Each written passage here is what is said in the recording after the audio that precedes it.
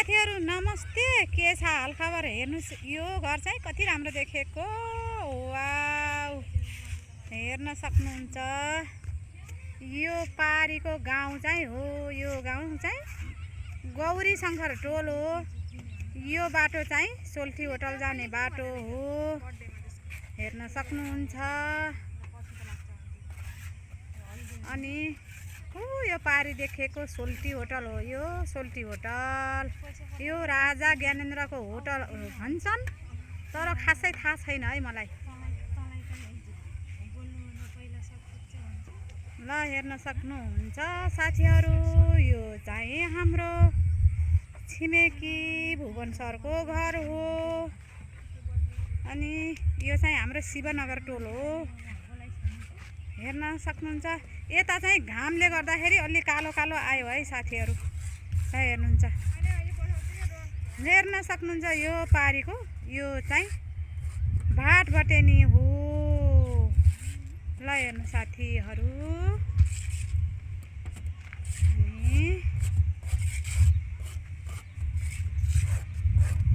यो चाहिँ यहाँ यो बाटोसम्म चाहिँ शिवनगर पर्छ। यो बाटोबाट माथिर चाहिँ फेरि नागरिक टोल पर्छ साथीहरु। ल हेर्नुस् कस्तो छ हाम्रो नेपालगञ्जको दृश्य।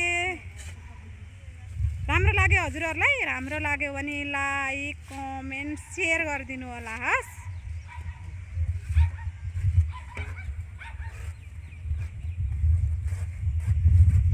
ल हेर्नु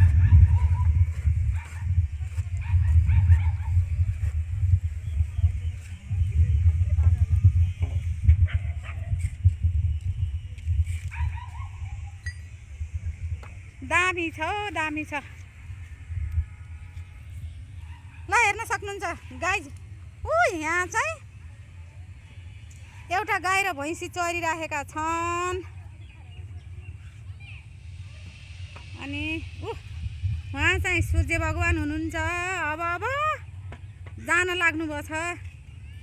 कता जान लाग्नुभएको थाहा चाहिँ भएन। जान चाहिँ लाग्नु भएको छ है अब साँझको बेलामा।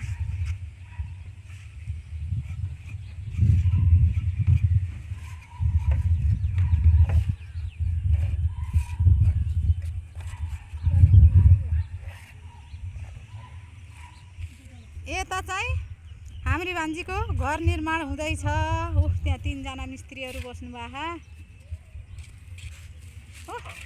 त्यहाँ आमा छोरीको गन्थन मन्थन हुँदैछ यतातिर।